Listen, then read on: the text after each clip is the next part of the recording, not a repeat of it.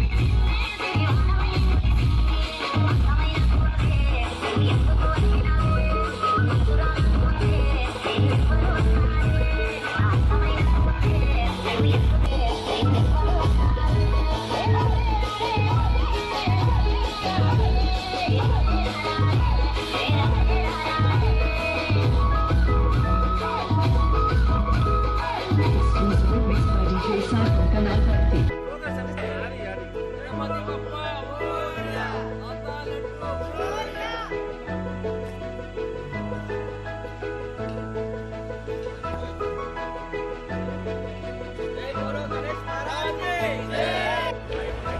Ki Jai.